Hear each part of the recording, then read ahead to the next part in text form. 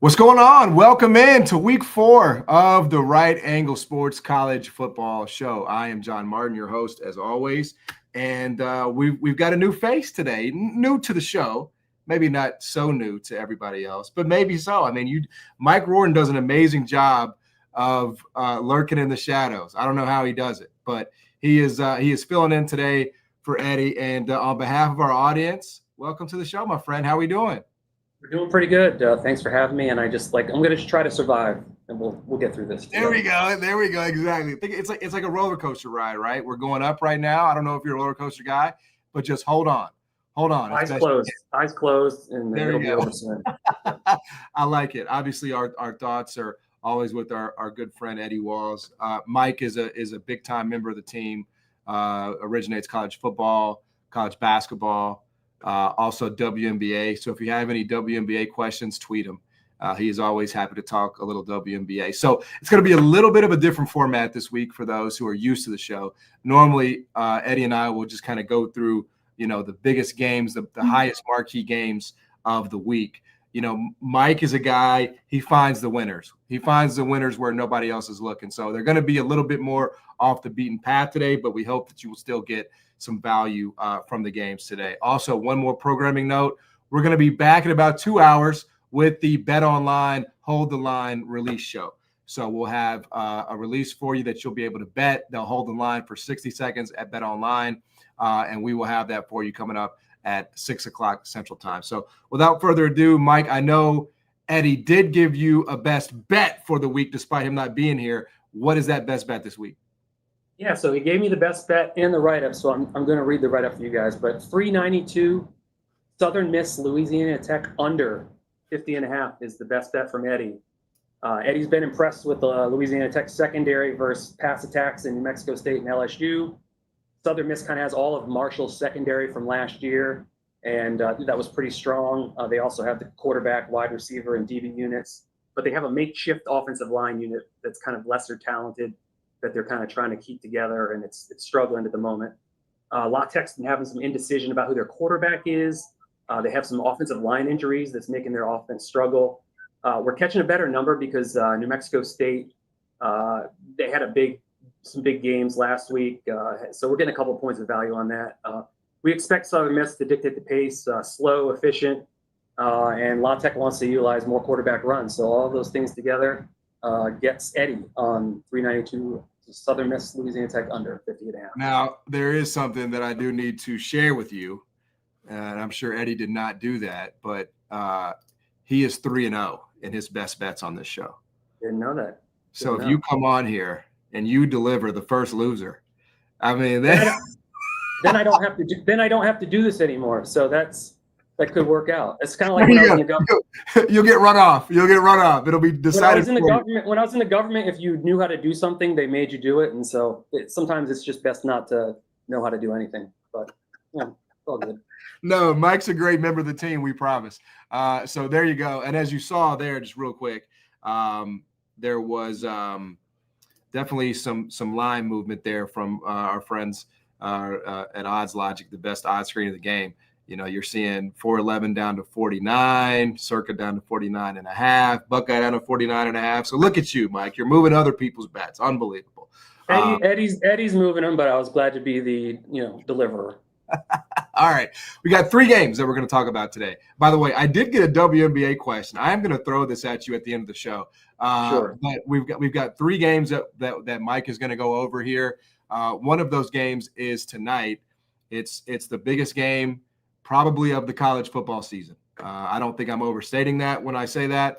It's Rice at Charlotte. Who is it? Charlotte's -2 here? No, actually, Rice is -2. So Rice is -2 on the graphic. Yep. Gotcha. Yeah. Total of 42.5. What do we see in this one? Yeah. So RAS had a release on Charlotte +3.5 earlier in the week. It's down to about 2 now. Kind of the main thing that we're going to see here is Rice runs the ball about 77% of the time, and that kind of plays right into Charlotte's strength. Charlotte has a very good run defense. Their pass defense is pretty much tragic. It's very bad. It's 7.2 yards per pass play against the teams that would normally get about 5.4. So, but Rice can't throw the ball, so we're hopefully we're in good luck there. Charlotte's been slow offensively, but they kind of got going last week versus Monmouth. 576 yards, 42 points. And, Monmouth's is kind of average FCS team. So even though it was FCS, that was a good performance. And hopefully we're going to be able to carry over a little bit there. So, yeah, that's kind of the main thing as far as the matchup is a big slant in favor of Charlotte because of Rice's inability to throw. So that's what we're going. What's going on there. Obviously, release very different than the current number. Could you recommend it at 2 for Charlotte? I made the game Charlotte -1 pick somewhere around there. So it's the edge is kind of small at this point, and the points are very valuable. The total is only 42.5. Right. So they could come into play. I could only lean Charlotte still, but obviously it's much different than when they released it. Got it. Grant asks, why is the host kneecapping the guest? Do you feel like I've kneecapped you? Is that how you feel on your end? I didn't feel like it had happened yet, but maybe I'm just kind of in my own universe. And when I watch the replay, I'll make sure to see what you did to me. Okay. I don't want to handicap you, man. I have nothing but the utmost respect for you. You're one of the sharpest guys in the game. So I hope that I did not give off that vibe at all. I love Mike. But there you have it on Rice, Charlotte. Moving right along, James Madison at Liberty, JMU -8.5 with a total here of 47. So yeah, RAS also had a release in this game. We had JMU under 48.5. I was really blown away with their defense against Louisville. I thought they were extremely physical. They were pushing Louisville's offensive line back. They only gave up 113 rushing yards, and 78 of them came on a play with about 3.5 minutes left when JMU was kind of cheating up on the line and trying to stop them from getting a first down so they get the ball back and tie the game. And Louisville busted a long one. So they still only got 3.9 yards per carry. So it was way lower than that before the huge play. So, JMU's defense is going to be the best unit in that game by far. They've got Sluka, who came in from UNLV. Obviously, he didn't get his NIL money, so he quit there. But they got the gang back together with Chesney, the coach at JMU. And so him and Barnett are kind of switching time at the quarterback position. And when Sluka's in, it's a lot of quarterback run. He doesn't throw the ball very well, but he's a very elusive runner, strong runner. They kept putting him in the shotgun and running the ball versus Louisville. So I do think you're going to see a lot of that here. The clock's going to be running. The offensive coordinator for JMU did talk about trying to get the quarterbacks more into a flow. So I do think you're not going to have so much of they were putting Sluka in for a play and Barnett in for a play and then Sluka in for a play. That was borderline insane. Honestly, I don't think I've ever seen them try to do what they did with the quarterbacks last game. I think they'll be more consistent. They'll let the quarterbacks play a little bit longer this time, but I do think you'll see both of them. And if you ever pull the quarterbacks in and out, obviously you can't go fast. And again, I still think the run game is the strongest. They're going to lean on the run game versus Liberty. As far as the side's really interesting to me. So Liberty's 0-3 against the spread this year, and most of them haven't been close. They played Maine.